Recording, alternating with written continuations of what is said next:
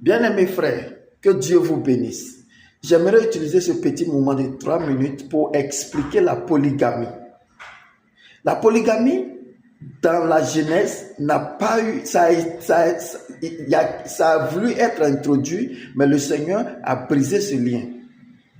Et c'était le serpent qui venait s'ajouter au mariage d'Ève et Adam pour être 3. Donc, la polygamie devait avoir lieu là, mais ça n'a pas été le cas.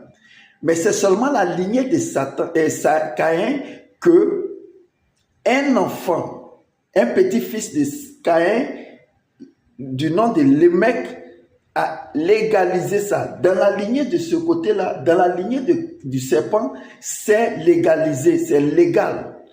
Mais dans la lignée du Seigneur, c'est pas légal. C'est pourquoi le premier qui a expérimenté ça, c'était Abraham.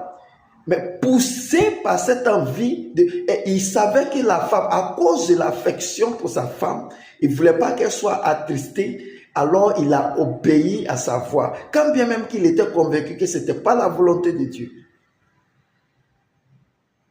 Mais parce qu'ils cherchaient une postérité, c'est pourquoi ils ont porté la précision qu'à cause de la postérité qu'ils cherchaient, qu'il a fait ça. Mais ce n'était pas permis, ce n'était pas la volonté de Dieu. Mais le Seigneur a toutefois confirmé par le choix d'Abraham.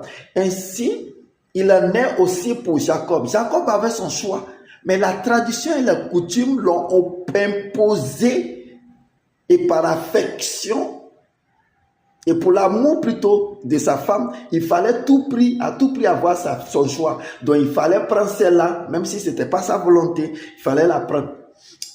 Mais son choix, c'est de son choix est sorti le noyau par lequel le Seigneur a sauvé sa descendance.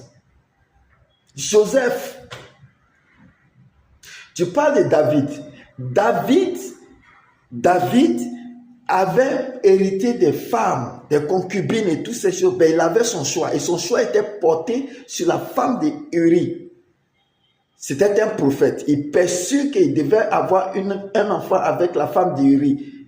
Mais Uri devait être tué. Donc la patience n'a pas été assurée et il a procédé. Mais le Seigneur l'a repris et après quoi, il a suscité de son choix un noyau pour représenter cette famille-là. Et c'était Salomon. Qui me prendra tuer qui? Au milieu des apôtres, il n'y avait pas de polygame qui a été mentionné.